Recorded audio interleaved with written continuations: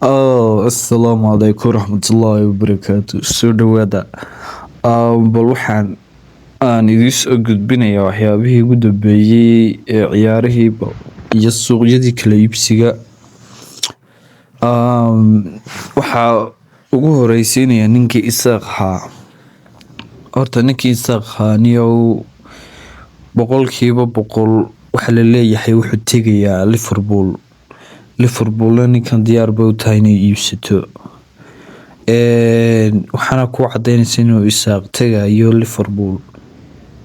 Kooxdii Newcastle ahayd waxay doonatay Sesko. Seskay dalab u gudbinaysaa baa la yidhi. Imika ciyaartooyga horta ay kooxdu la hadlaysaa Newcastle si ay uga soo dhameystaan marka dambena ay kooxda ay ugu heshiiyaan qiimihiisa. Marka waxa la leeyahay ninkii Isaaq wuxuu ka tegayaa baan ku yiri Liverpool. Dhanka kale ninkii Xavi tababarihii Barcelona waxa la leeyahay isagana wuxuu dalbaday inuu qabto xulka India Nationalka.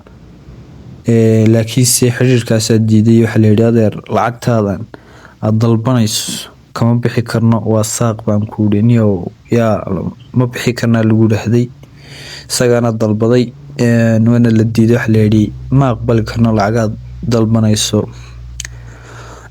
Ninkii Sancho ahaana weli koox soo dalbatay la leeyahay meelahaas iskaga wareegaya.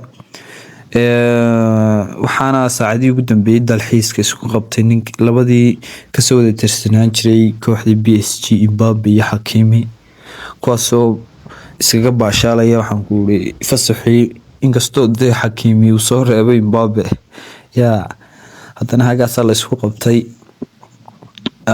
Dhanka kale ninkii Yamal ahaana isagana waxaa loo doortay ciyaartooyga ugu fiicnaa seasonka waxaa Yurub laga bixiyay Spain.